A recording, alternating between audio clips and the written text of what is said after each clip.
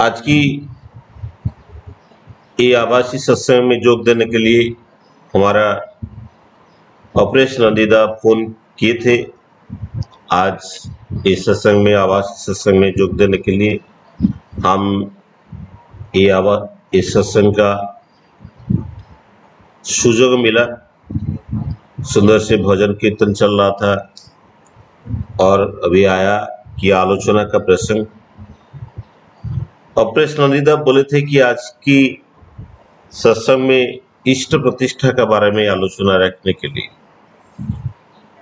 तो इष्ट प्रतिष्ठा के बारे में जब आलोचना रखने के लिए बोले थे तो पहले हम लोग को समझना पड़ेगा कि इष्ट क्या है। हम लोग जीवन में गुरु को लेके चल रहे हैं। जीवन में गुरु ही तो इष्ट है, गुरु ही तो इष्ट है। तो इसलिए जो दो किस्म के जो गुरु रहते हैं, एक तो गुरु रहते हैं जो इष्ट गुरु रहते हैं और एक साधक गुरु रहते हैं। इसीलिए बोला गया कि द इष्ट गुरु मंत्र सिद्ध, इष्ट गुरु मंत्र प्रतीक, साधन गुरु साधना सिद्ध। जो गुरु मंत्र जन्म से सिद्धि लाभ करते हैं, उनका जन्म ही सिद्ध है, वो इष्ट गुरु है।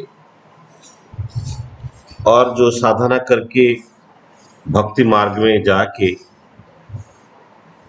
नाम करके मेडिटेशन करके कभी कभी वो भी गुरु बन जाते हैं, वो साधना गुरु होते हैं।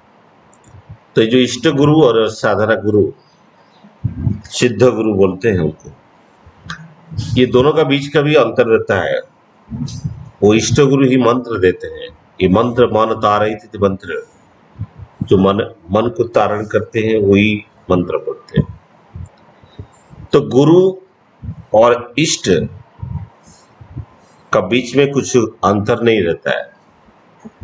तो इसलिए जो गुरु को हम गुरु को ग्रहण किए हैं जीवन में, ये जिंदगी को आनंद कुशल रखने के लिए हम लोग को गुरु को लिए हैं। ये जो इष्ट प्रतिष्ठा के बारे में जो बोलने के लिए बोले, इष्ट क्या है, इष्ट का मतलब क्या है? इष्ट का मतलब यही है कि वो मंगल है। इष्ट का मतलब मंगल है। इष्ट को ग्रहण करने का मतलब है कि मंगल को ग्रहण करना है। और इष्ट वृत्ति जो देते हैं हम लोग सुबह प्रेयर का 15 मिनट पहले देना का जो विधान है मिनिमम, तो जो इष्ट वृत्ति करते हैं, तो इष्ट वृत्ति मतलब वृद्धि करना। तो मंगल को वृद्धि करना मतलब जीवन में मंगल को वृद्धि करना ही इष्ट वृत्ति होता है।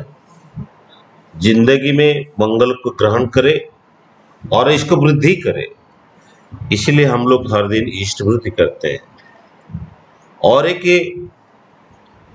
चीज आया कि इष्ट प्रतिष्ठा। इष्ट प्रतिष्ठा का मतलब यही है कि मंगल को प्रतिष्ठा करना है। हम खुद मंगल में रहने से नहीं होगा, खुद के बारे में सोचने से नहीं होगा, हम लोग दूसरों के बारे में भी सोचना पड़ेगा। तो ये जो मंगल का प्रतिष्ठा करना, मंगल को प्रतिष्ठा करना, कहाँ प्रतिष्ठा करना? मंगल को इस सभाई का बीच में उनका प्रतिष्ठा करना, यही ही इष्ट प्रतिष्ठा होता है। तो हम लोग का जिंदगी में यही हुए कि हम लोग कुशल मंगल रहे और दूसरों को भी कुशल मंगल रखने का कोशिश करें। यही तो धर्म का नीति है। हम लोग जो जानते थे पहले, कि मेरा बचपन से मुझे पता था कि धर्म मतलब दो चीज, हिंदू धर्म मुसलमान धर्म ऐसे होता है। बट ठाकुर जी को दीक्षा लेने के बाद मुझे पता चला तो धर्म कुछ नहीं है, वो एक नीति है, एक नियम है। जो धर्म को हम लोग रिलीजन बोलते हैं वो रूल से आया है। धर्म और रिलीजन रूल से आया, बट रिलीजन धर्म नहीं है और धर्म रिलीजन नहीं। धर्म कुछ दूसरा चीज है। तो ठाकुर जी का जो विधान है, ठाकुर जी बोल रहे थे, खुद को बचना और दूसरों को बचाने का नीति ही धर्म है। बचने और बढ़ने का नीति जो है वही धर्म है। बचने बढ़ने का जो मार्ग है वही ही धर्म है। तो ये जो इष्ट का प्रतिष्ठा करने के लिए आपको खुद को बचाना पड़ेगा, खुद को मंगल में रहना पड़ेगा। तो दूसरों को मंगल में रखने के लिए जो जरूरत पड़े, इसी काज करना है, इसी काम करना पड़ता है, तो यही इष्ट प्रतिष्ठा होता है। ये जो इष्ट प्रतिष्ठा के लिए हम लोग आज जो सत्संग में बैठे थे, ये जो सत्संग का आयोजन करते हैं, वर्चुअल मोड हो और रियल मोड में हुई हो, तो इस सत्संग का मूल उद्देश्य यही है कि इष्ट का प्रतिष्ठा किया जाए। तो इष्ट को ये मंगल को जागृत रखने के लिए हम लोग सत्संग करते हैं। हम लोग जानते हैं कि सत्संगी क्या है। सत्संगी मतलब जो सत में युक्त होके आगे बढ़ते हैं, उसी को सत्संगी बोलते हैं। सत में युक्त होके आगे जो बढ़ते हैं इसी को सत्संगी ही बोलते हैं। और ये सत्संगी लोग का जो बैठक होता है, जो एक जगह पे जो बैठते हैं, तो वही सत्संग होता है। जो आलाप आलोचना करते हैं वही सत्संग होता है। तो सत क्या है? तो आदि गुरु शंकराचार्य जी जो बोले थे, तो ब्रह्म सत्य है और जगत मिथ्या है। बट ठाकुर जी बोले ब्रह्म सत्य है और जगत भी सत्य है। कुछ मिथ्या नहीं है, ये सब कुछ है। हम लोग किसी को भी छोड़ना नहीं पड़ेगा। ठाकुर जी आलोचना चक्र में बोल रहे थे कि हम लोग बोलते हैं कि हम लोग खुद को हम लोग मानते हैं कि हम लोग पुरुष है, बट ठाकुर जी बोल रहे थे इस सृष्टि में दो चीज होता है। एक तो पुरुष है और एक प्रकृति है। ये जो हम लोग जो कुछ देखते हैं सामने में, वो दो चीज में बना हुआ, एक पुरुष है और एक प्रकृति है। तो पुरुष क्या है? जो पूर्ण करने का संभव जिसका पास रहता है वो पुरुष है। वो कुछ fulfiller, who can fulfil, he the पुरुष है। और प्रकृति क्या है? जो प्रकृष्ट होने का संवेग जिसका पास होता है, जो प्रकृष्ट हो सकता है, जो बड़ा हो सकता है, जो बड़ा होने का मोमेंटम संवेग जिसका पास होता है, वही ही प्रकृति है। Actually we are not the पुरुष। हम लोग पुरुष नहीं, हम लोग को प्रकृति का एक अंग है। हम लोग प्रकृति का एक अंग है। नारी भी प्रकृति का एक अंग है। हम लोग जो कुछ देखते हैं वो सब कुछ प्रकृति का एक पार्ट होता है। बट पुरुष एक पुरुष है जो सबको पूरा करते हैं, द फुलफिलर, द बेस्ट। तो ठाकुर जी वही परम पुरुष है जो सब कुछ पूर्ण करते हैं। हम लोग सोचते हैं कि बाजार से कुछ सामान लाके बीबी को दे दिए तो हम लोग बोलते हैं कि उनका जरूरत पूरा कर दी, तो हम लोग पुरुष है। हम लोग पुरुष नहीं है, परम पुरुष एक ही है। और जो कुछ है वो ही प्रकृति है। इसीलिए ठाकुर जी ये जो पुरुष, ये जो ब्रह्म और ये जो ब्रह्मांड, ये ब्रह्म का जो आकार लिए ही वही ब्रह्मांड है। ये ब्रह्म का जो पुरुषाकार होता है वही ब्रह्मा होते हैं। ये ब्रह्मा को आदि पुरुष बोलते हैं कि पहला पुरुष है। जब ब्रह्म ठाकुर जी सत्यानुसरण बोले कि जो कुछ बुद्धि प्राप्त होके वही ऐसे ही रहा है, वही ही ब्रह्म होता है। जो बुद्धि प्राप्त होके ऐसे रहा है मतलब ये सृष्टि जहां से शुरू हुआ फिर बड़ा होके ही ऐसा ही है, क्योंकि वो जो पुरुष है वो खुद चाहते थे कि वो एक्सपांड करे, वृद्धि करे, इसलिए प्रकृति को सृष्टि किए हैं। ये जो प्रकृति है वो पुरुष से सृष्टि हुआ है। तो ये ब्रह्म जो बुद्धि प्राप्त हो के जैसा ही ऐसा है वही ब्रह्म है।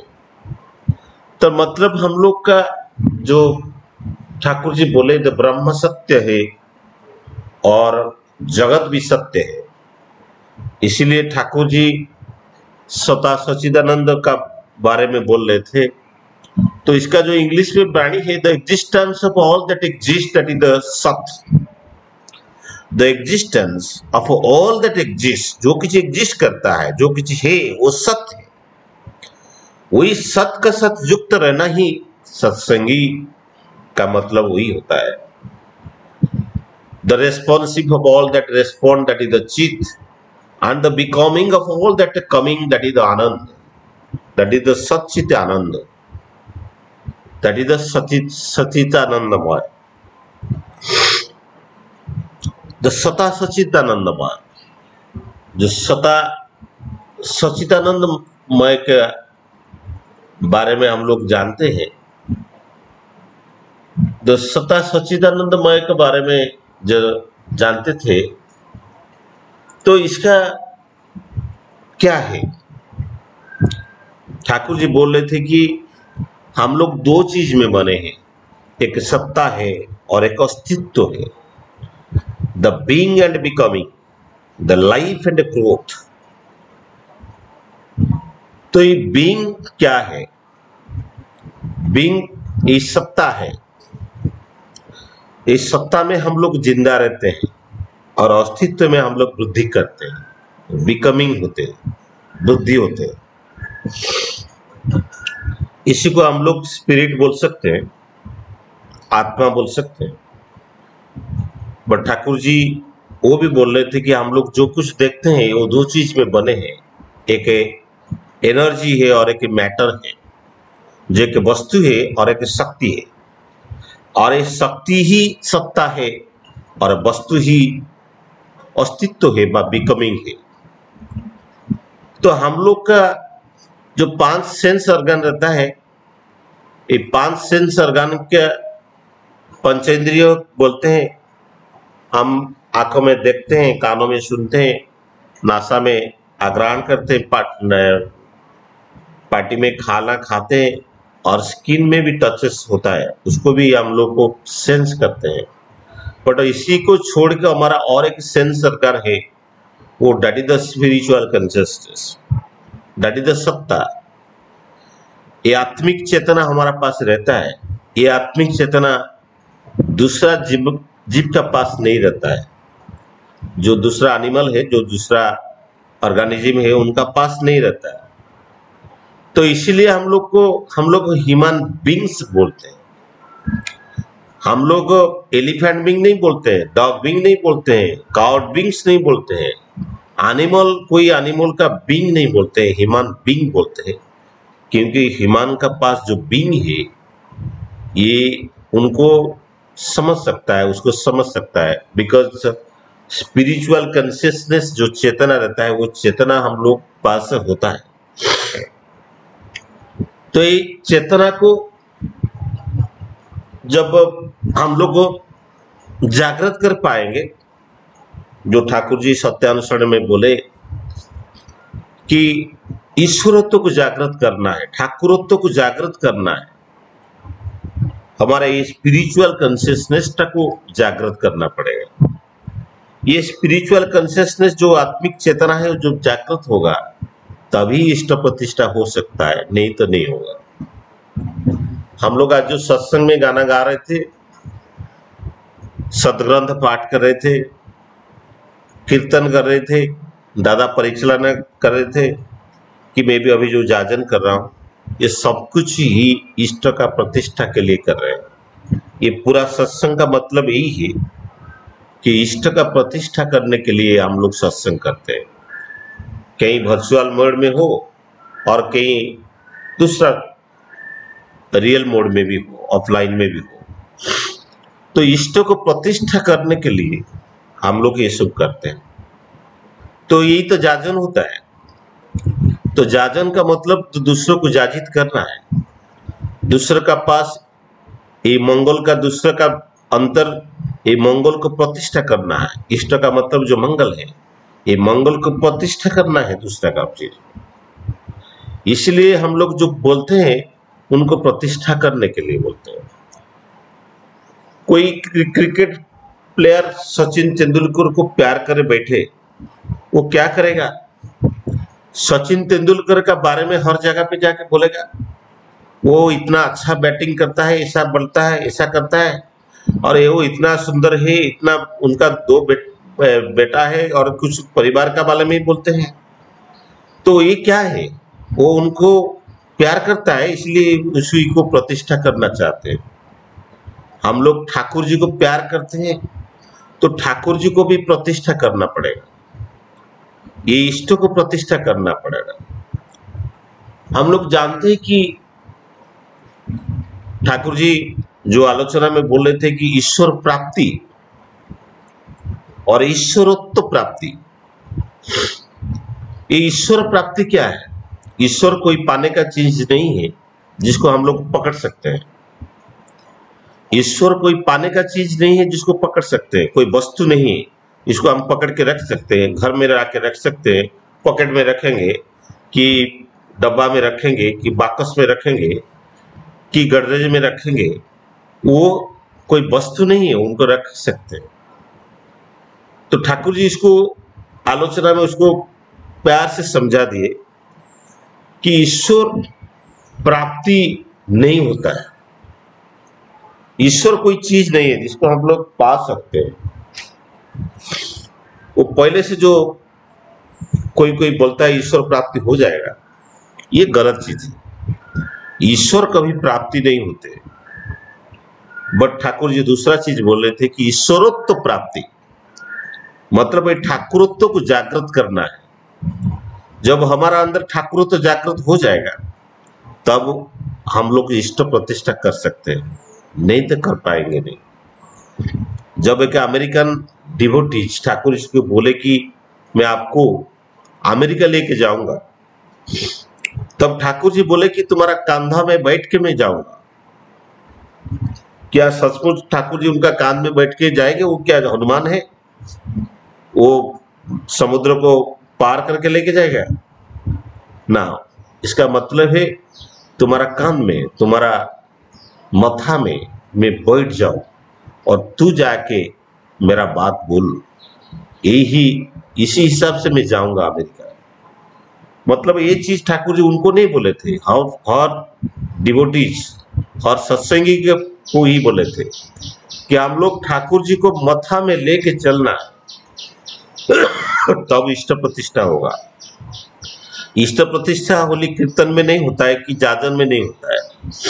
इष्ट प्रतिष्ठा हम लोग का वाक्य, हम लोग का जो बात बोलते हैं और हम लोग जो कर्म करते हैं, हर चीज में इष्ट प्रतिष्ठा होगा।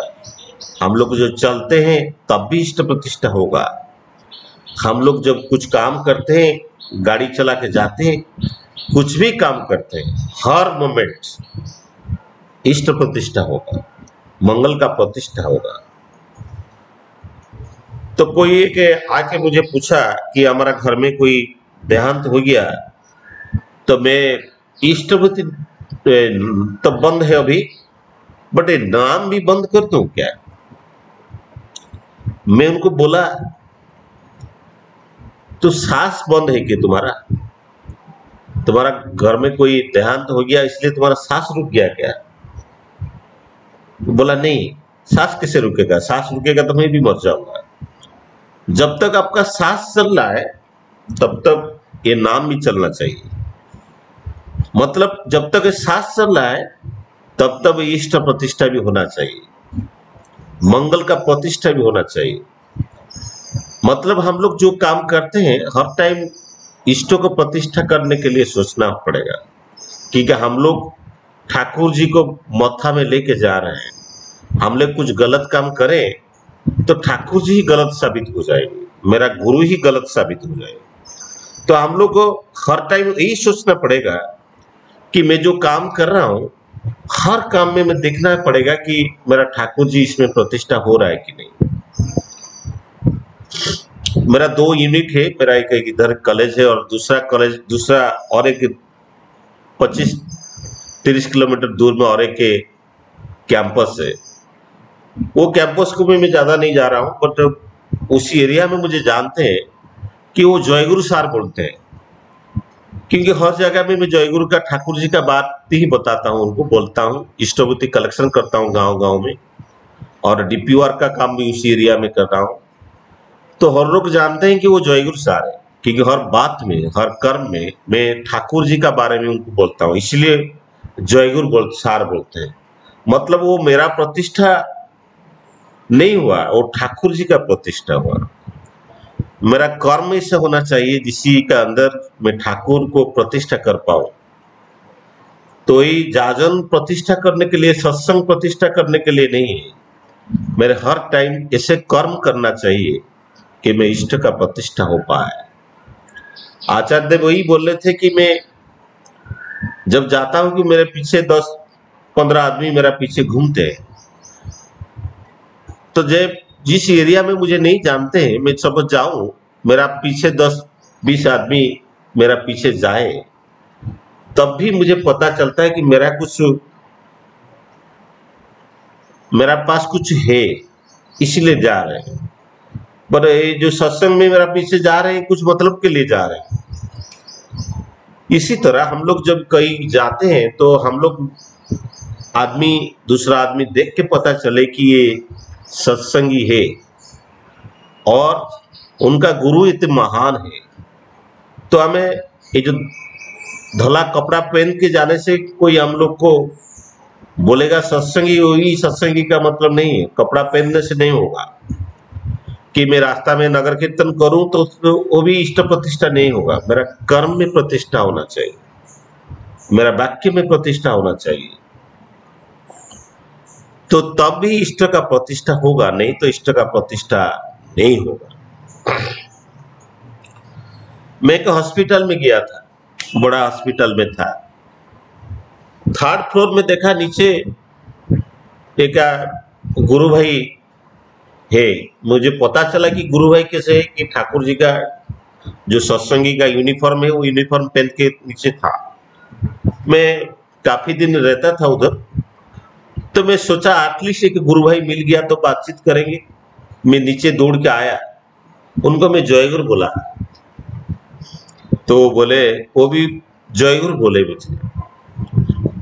तो उनके बातचीत करने से मुझे पता चला वो जयगुरु दीक्षित नहीं है।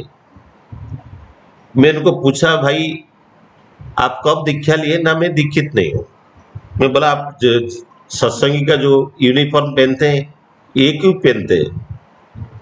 ना, मैं जिस कॉलोनी में रहता हूँ उसी आसपास पड़ोसी में बहुत गुरु भाई है, ये उनका ड्रेस ये जो पहनते हैं वो बहुत सॉफ्ट है और बहुत अच्छा है। मुझे अच्छा लगता है ये कपड़ा पहनने से, तो इसीलिए मैं इसको पहनता हूँ। मैं बोला कि आप सत्संग जाते हैं? बोला हाँ, जो बुलाते हैं तो मैं जा रहा हूँ सत्संग। मतलब वो जो गुरु भाई है उसको इष्ट को प्रतिष्ठा करने के लिए उनको बुलाया। तो मैं बोला कि क्या और क्या क्या आपको अच्छा लगता है? वो बोला, मुझे अच्छा लगता है इस सत्संग का जो यूनिफॉर्म है अच्छा लगता है। मैं बोला और क्या अच्छा लगता है? ना, वो जयराधे कीर्तन जो करते हैं वो भी अच्छा लगता है। मैं पूछा और क्या ठाकुर जी का और क्या अच्छा लगता है? कला जो डालमा करते हैं आनंद बाजार में वो भी अच्छा लगता है। मैं बोला और क्या अच्छा लगता है? ना, और कुछ अच्छा नहीं लगता है, ये 3 चीज मुझे बहुत अच्छा लगता है। मैं बोला कि जो 3 चीज अच्छा लगता है, जो बनाए इसको वो अच्छा नहीं लगते, उनका चीज अच्छा लगता है। आप उसको भी प्यार करो, उसको अच्छा लगे तो ये सब चीज आपको अच्छा लगेगा। बोला वो तो टाइम नहीं है, मेरा बीबी मना कर रहा है इसलिए मैं दीक्षा नहीं ली। मुझे याद आया जी ठाकुर जी बोल रहे थे कि जो इष्ट के नहीं होता है वो बीबी का ही हो जाता है। हम समाज में जो दो किस्म का आदमी रहते हैं, जो इष्ट का होते हैं और नहीं तो बीबी का होते हैं। जो बीबी का बात में बढ़ते उठते उसी बात करते हैं, उनका बीबी ऊपर से जोर से चिल्लाए क्या कर रहे तुम, इधर आ जाओ, वो खुद दौड़ के चलेगी। तो इष्टों को प्रतिष्ठा करने के लिए हम जब सत्संग करते हैं तो तब हम लोग का मतलब यही होना चाहिए कि हम लोग बहुत आदमी को बुलाए, जो अधिकित है उनको बुलाए। जब भुवनेश्वर जाता हूं तो हमारा जो ऋतिक लोग है मुझे बुला देते हैं कहीं जाजन करने के लिए। तो सिपाहीदा उस दिन भुवनेश्वर में थे, हम लोग जाके प्रणाम किए और वो ऋतिक बोले कि एक सत्संग है, वो निमंत्रण किए ही हम लोग जाना है। तो उसी टाइम सिपाहीदा बोले सत्संग क्या निमंत्रण होता है? सत्संग में निमंत्रण किसी को नहीं होना चाहिए। सत्संग जिसको पता चले वो जाए। तो इष्टों का प्रतिष्ठा करने के लिए वो जाते हैं, वो इसमें सत्संग में निमंत्रण नहीं होता है। और उसी टाइम वो बोले कि सत्संग में ज्यादातर जो अधिकित है उनको बुलाना चाहिए, उनको निमंत्रण करना चाहिए, सत्संगी को नहीं। हम लोग जब सत्संग करते हैं ज्यादातर हमारे गुरु भाई को बुलाते हैं। कोई कोई गुरु भाई है वो रात को घर में नहीं खाते हैं, वो सत्संग बुल के ही खाते हैं। तो हम लोग क्या है कि सत्संग इष्ट प्रतिष्ठा का एक उत्सव होता है। ये उत्सव ये मंगल को जागृत बचाई रखने के लिए, उसको जो प्रतिष्ठा करने के लिए ही सत्संग किया जाता है। ये सत्संग इसीलिए करते हैं कि इष्टों को प्रतिष्ठा किया जाए। तो हम लोग जो गुरु भाई है, तो गुरु भाई को बुलाने से नहीं होगा। हम आसपास जो भी अधिकित है, ज्यादातर अधिकित को बुलाने से इष्ट प्रतिष्ठा ज्यादा अच्छा होता है। कहीं भी उत्सव में जाता हूं तो आसपास में जो दुकानदार है, आसपास में जो रास्ता में जो जाते हैं, सबको मैं बुलाता हूँ, आओ थोड़ा बैठ के जाओ। एटलीस्ट जो मैं बोल रहा था पहले कि डालमा खा के जाओ, कि प्रसाद लेके जाओ, भोजन करके जाओ, जिसको कुछ भी अच्छा लगे तो आके इधर उत्सव में भाग लेके जाओ। तो क्या होता है कि ये जो इष्ट का प्रतिष्ठा होता है, तो मंगल का प्रतिष्ठा जब होगा तब आप सब लोग आनंद में रहेंगे, खुशी में रहेंगे और जिंदगी में भी आनंद लाभ करेंगे। जो गौतम मुनि का जो 40 विध संस्कार था, व्यासदेव उनको 16 संस्कार में चेंज किए थे, और ठाकुर जी इसको 10 विध संस्कार बोले। ये 10 विध संस्कार में ठाकुर जी वानप्रस्थ को हटा दिए हैं और अंत्येष्टि को भी हटा दिए, क्योंकि अंत्येष्टि ठाकुर जी इसी नहीं रखे, क्योंकि ठाकुर जी नहीं चाहते थे कि कोई किसी का मृत्यु हो जाए। क्योंकि ठाकुर जी बोले कि do never die nor cause the death, मरना मारना पारो तो मृत्यु को अवलुप्त करो। हिंदी में बोलना नहीं आता है, तो do never die nor cause death. तो ठाकुर जी इसलिए मृत्यु का अंत्येष्टि को हटा दिए और एक चीज को हटा दिए, जो वानप्रस्थ। ठाकुर जी आलोचना में बोल रहे थे कि वानप्रस्थ का मतलब क्या है। हम लोग का जब 50 साल हो जाएगा, हम 50 साल तक बीबी बच्चे के लिए काम करते हैं, घर के लिए काम करते हैं, घर को प्रतिष्ठा करने के लिए काम करते हैं। बट जब 50 साल हो जाएगा तब हम लोग को बाहर जाना पड़ता है। बाहर में जाके और दूसरे परिवार को हम लोग का उसके लिए काम करना है। ये वानप्रस्थ में क्या है कि प्रशस्त करना है, एक्सपांड करना है, हमारा जिंदगी को एक्सपांड करना है। हम 50 साल तक हमारा परिवार के लिए काम करना था, और 50 साल जब हो जाएगा तब दूसरे के लिए एक्सपांड करना है लाइफ को। ये समाज के लिए काम करना है, ये समाज का मंगल के लिए एक ही काम करना है, जो इष्टों को प्रतिष्ठा करना। क्योंकि इष्ट ही मंगल है। समाज का मंगल करने के लिए ये मंगल को प्रतिष्ठा करना है। कलियुग में जो आया, तो कलियुग में नाम ही सर्वश्रेष्ठ दान है। हम लोग कुछ दान करते हैं, कोई गरीब को जाके कुछ पैसा दे दिए, किसी का शादी हो रहा है कुछ कर्म कर दिए, फिजिकल हेल्प कर दिए, और किसी का अभाव है उसको कुछ दूर कर दिए, तो इसमें उसका अभाव दूर नहीं होगा, सामयिक रूप से उसका अभाव दूर होगा। Problem temporarily it will be solve. But जब उसका पास धर्म को प्रतिष्ठा कर देंगे, उनका अंदर धर्म को, इष्टों का, मंगल का प्रतिष्ठा कर देंगे उनका पास, तब वो मंगल में रहेगा, हर दिन मंगल में रहेगा। तो एक इष्ट का प्रतिष्ठा करना, धर्म दान, ये कलियुग में सर्वश्रेष्ठ दान होता है। ये धर्म को दान करना है, हमारा पास है। धर्म का कौन दान करता है? जिसका पास है उसको तो दान करेगा। तो दान कौन करे? जिसको धनवान है वो धन दान करता है। तो हम लोग का पास इष्ट मंगल रहेगा तो हम लोग मंगल दान करेंगे। हमारा पास नहीं रहेगा तो हम लोग दूसरों को धर्म दान नहीं कर सकते। हमारा जिसी टाइप का धर्म उनका हमारा पास है उसी टाइप का दान करेंगे। और जिसका पास कुछ धर्म नहीं है तो क्या धर्म दान करेगा? तो पहले हम लोग को जिंदगी में निभाना पड़ेगा धर्म को, तो अब हम लोग दान कर सकते हैं, नहीं तो दान नहीं कर पाएंगे।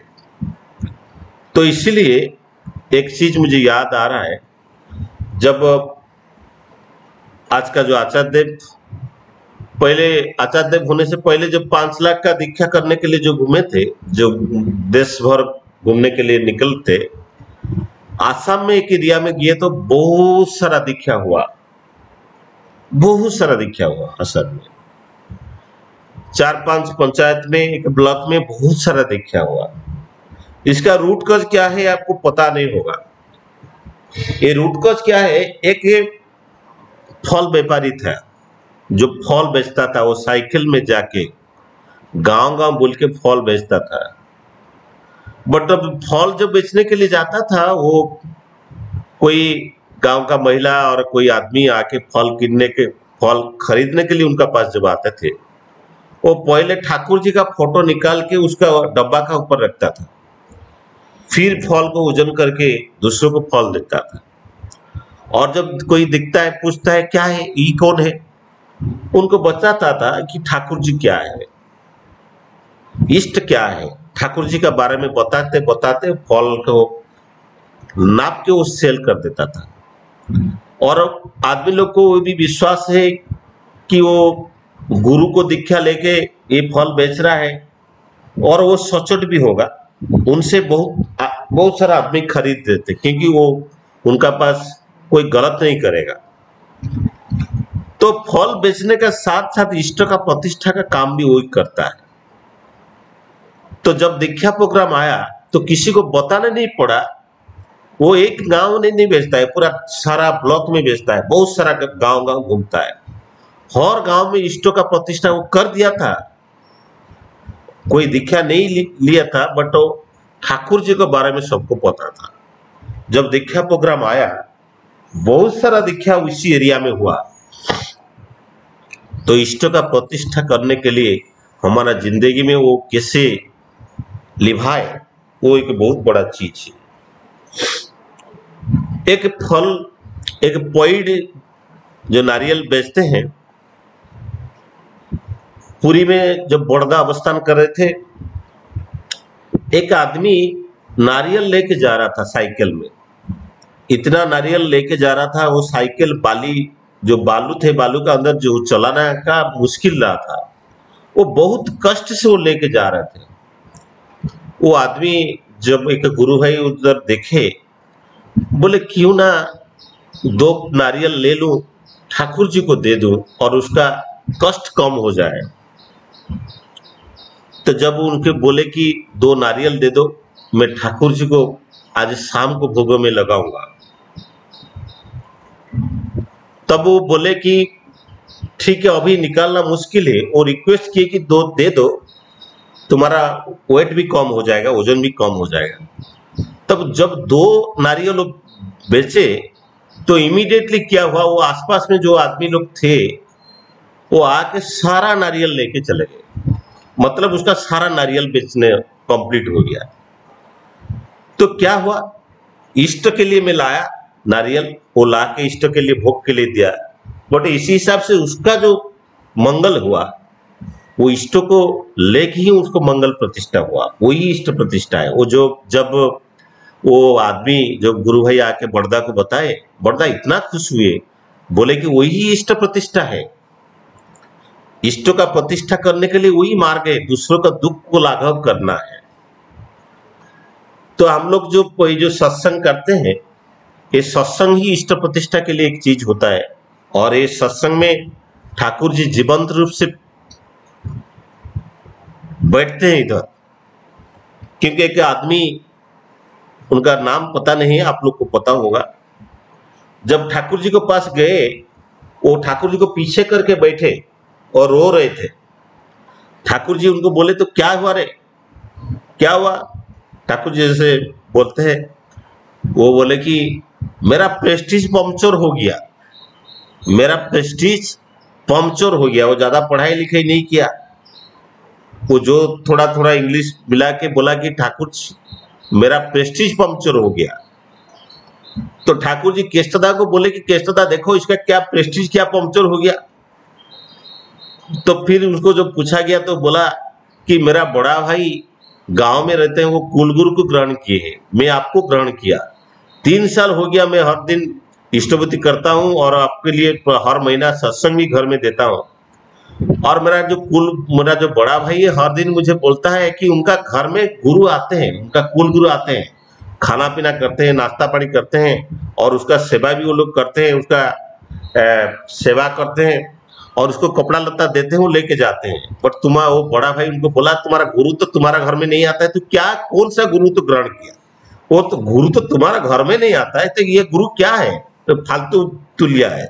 इसीलिए उनको दुख हुआ, वो आके ठाकुर जी के पास आके बोले, ठाकुर जी बोले तुम लास्ट फ्राइडे में जो सत्संग दिए थे, वो सत्संग में तुम बतासा दिए थे, एप्पल दिए थे और फल सब्जी दिए थे, मैं सब खाया। फिर जब पानी पीने के लिए किया तो तुम नारियल दिए थे, नारियल को तोड़ के नहीं रखे थे, उसको ऐसा गोटा दे दिए थे, मैं पानी नहीं पिया। तो लास्ट टाइम जब नेक्स्ट टाइम जब सत्संग करोगी तो नारियल को ऊपर को तोड़ के फिर उसका ऊपर रख देना और मैं उसको पानी पी लूंगा। वो आश्चर्य हुए कि ठाकुर जी सत्संग में आए थे। ठाकुर जी बोले तू क्या चाहता है, मैं सत्संग में आऊं और 6 महीना में एक बार तुम्हारे घर में आऊं? वो बोले नहीं, हर महीना में तुम आप हमारे घर में आए, कि हमारा सत्संग में आए। ये ठाकुर जी जीवंत रूप में आते हैं। फिर ठाकुर जी बोले तुम सुबह जब इष्टवृत्ति देते हो, मैं सुबह तुम्हारा घर आता हूँ, तुम्हारा हाथ को स्पर्श करके तुम्हारा इष्टवृत्ति ग्रहण करता हूँ, तुम्हारा बीबी बच्चे को मैं देखता हूँ, तुम्हारा घर को देखता हूँ, तुमको देखता हूँ, और मैं फिर इष्टवृत्ति लेकर आ रहा हूँ। तू क्या चाह रहा है कि मैं हर दिन सुबह आऊं और 6 महीना में आऊं? फिर ठाकुर जी बोले तुम जब नाम करते हो, ये नाम करने का टाइम में मैं तुम्हारा पास ही खड़ा रहता हूं, तो क्या चाहते हो कि 6 महीना में आओ और हर समय तुम्हारा पास आओ? तो ठाकुर जी जीवंत रूप से हमारा साथ हमेशा रहते हैं, नाम और नामी अभेद्य रहते हैं। ये जो नाम है वो स्पंदनात्मक प्रतिच्छवि होता है, वो एक कंपन होता है, एक कंपन का साथ इष्ट ही रहते हैं। जो ठाकुर जी बोल रहे थे, the call of your sound reaches to me because I am the sound. Thakur ji बोल रहे थे तो ये जो जीवंत पृथ्वी है, ये शब्द का एक घनायित रूप होता है, और ये जो शब्द में ठाकुर जी ही रहते हैं, जीवंत रूप में रहते हैं। हम लोग वही इष्ट को हम लोग जीवन में ग्रहण करे हैं, तो वही इष्ट को प्रतिष्ठा करना ही हमारा जीवन का एकमात्र लक्ष्य होना चाहिए। हमारा जो वृत्ति नियंत्रण करने के लिए ठाकुर जी इष्ट वृत्ति दिए हैं, ये मंगल को वृद्धि करना है हमारे जीवन में, वही मकसद होता है। जिंदगी में मंगल को वृद्धि करना है। ये जो ठाकुर जी बोले थे कि सता सच्चिदानंदमय असत निरोधी स्वतः ही, सच्चिदानंद का जो परिपोषक जहाँ वही धर्म है, धर्म मूर्त हुई आदर्श में, और आदर्श में दीक्षा लाए अनुराग, ये अनुराग से वृत्ति नियंत्रित होता है। जब प्यार करते हैं इष्ट को, जो मंगल को, इष्ट को जो प्यार करते हैं, जितना ज्यादा प्यार करते हैं तब उतना ही हमारा वृत्ति प्रवृत्ति नियंत्रित होता है, नहीं तो नहीं होता है। और फिर वृत्ति नियंत्रण क्या लाता है? धृति लाता है, सैक्रिफाइस, त्याग। ये जो सैक्रिफाइस होता है, हमारा जेनेटिकली एनरिच्ड है कि हम लोग हमेशा लेना चाहते थे, हम लोग लेना चाहते हैं। क्योंकि हम लोग जब जंगल में रहते थे तो मनुष्य जब जंगल में रहता था वो हमेशा खुद के लिए सोचता था। तब परिवार नहीं था, समाज नहीं था, वो खुद के लिए, कुछ को बचाने के लिए सोचता था। वो हमेशा खुद के लिए खाना जुगाड़ करता था, जंगल में फल मूल आहरण करने के लिए वो संघर्ष करता था, वो खुद के लिए सोचता था, वो लेना चाहता है। बट हमारा वो जीन में बैठा है, वो लेने का प्रवृत्ति हमारे जीन में बैठा है, देने का मतलब हम लोग नहीं जानते। इसलिए ठाकुर जी इष्टवृत्ति विधान किए हैं। ये इष्टवृत्ति में क्या हुआ, हम देने का सीखे। जब तक ये सैक्रिफाइस नहीं होगा, जब तक हम लोग त्याग नहीं करेंगे, तब तक हमारा ये प्रणिधान नहीं होगा। प्रणिधान का मतलब सरेंडर, हम लोग कंप्लीटली सरेंडर नहीं कर पाएंगे इष्ट का, इष्ट केंद्रित जीवन नहीं कर पाएंगे। ये प्रणिधान से समाधि नहीं होगा। हमारा समाधि जो एक शक्ति में मन निवासी तो समाधि होता है, जो ठाकुर जी बोल रहे थे सत्यानुसरण में। ये समाधि एक केंद्रिक, एक शक्ति में वन सेंटर जो होना, वो नहीं होता। तो इसीलिए हमारा जिंदगी को सुधारना पड़ेगा इष्ट प्रतिष्ठा करने के लिए। हम इष्टों को प्रतिष्ठा करने के लिए हम खुद को सजाना पड़ेगा। हम लोग को कोई देखे, देख के उनको पता चले कि ये गुरु का शिष्य है, ठाकुर जी का शिष्य है। इस हिसाब से इष्ट का प्रतिष्ठा ठीक से हो पाएगा। इसीलिए हमारा ये नाम को अच्छा तरह से करना पड़ेगा और ध्यान भी करना पड़ेगा। तो समय तो हो गया। हम लोग हमेशा ई कर्म में लगे रहें कि इष्टों का प्रतिष्ठा अच्छा से कर पाए, हमारा जिंदगी और मंगलमय हो और आनंदमय हो। इसी वाणी से मेरा वक्तव्य को विराम देता हूँ। वंदे पुरुषोत्तमम, वंदे पुरुषोत्तमम, वंदे पुरुषोत्तमम। जय गुरु दादा, जय गुरु, जय गुरु। स्पेसलेस भगवान श्रोता दादा के प्रश्नों का धन्यवाद देना